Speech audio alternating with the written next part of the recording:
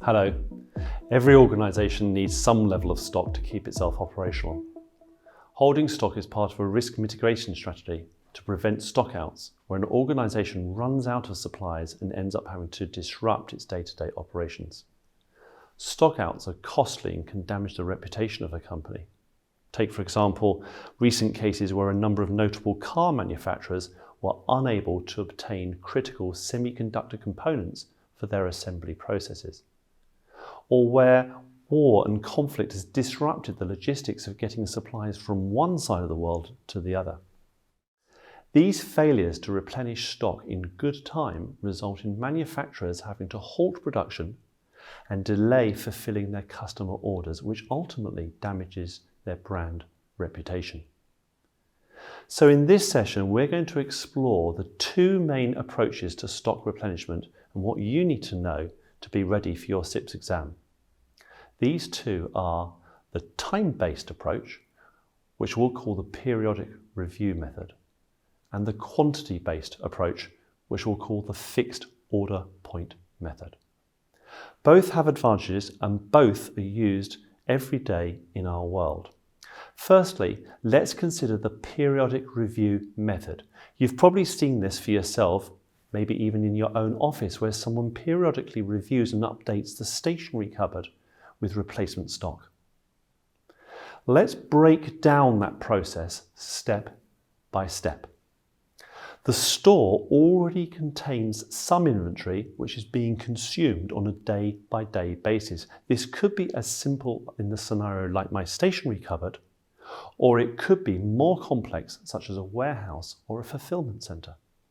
Each item of inventory is assigned a specific stock keeping unit reference code, which we will call an SKU or a SKU.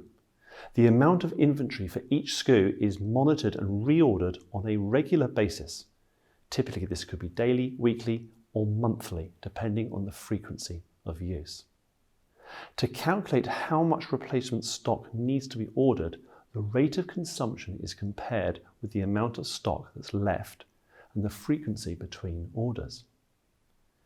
This type of replenishment system is perhaps the easiest to manage. Everybody knows the stock level is reviewed and updated periodically to prevent a stockout. But it's not the most efficient nor economic method of replenishing stock, and unfortunately the periodic review approach can lead to unnecessarily high quantities of stock being held on a just-in-case contingency basis. It's for this reason that many production operations prefer to use the quantity-based approach to stock replenishment. That's to say, the fixed order point system. Consider the next time you see a vehicle being refueled at a petrol or gas station. Sitting beneath the forecourt, there are huge concrete reservoirs of fuel. Each time a vehicle refuels, the level of fuel goes down a tiny percentage.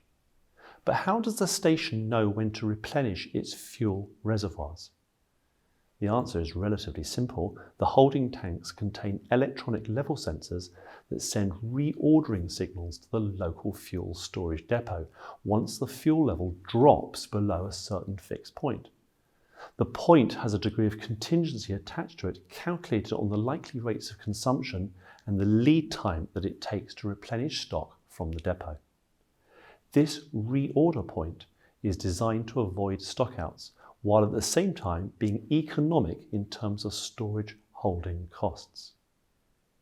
I recently spoke with the Chief Procurement Officer of an energy company, and she told me that at their coal-fired power stations, they hold a minimum stock level of 4 days worth of coal. This is known as safety stock or buffer. The fixed order point needs to be considerably more than this to allow for sufficient delivery lead time on stock replenishment order, such that the quantity of stock remaining doesn't fall below that safety stock level of 4 days. Now, hopefully, one day we'll be able to move on from non-renewable energy. Now, if you're studying for your CIPS exams, then you'll probably know that you can link the fixed order point method with the EOQ concept to calculate the most economic replenishment volumes.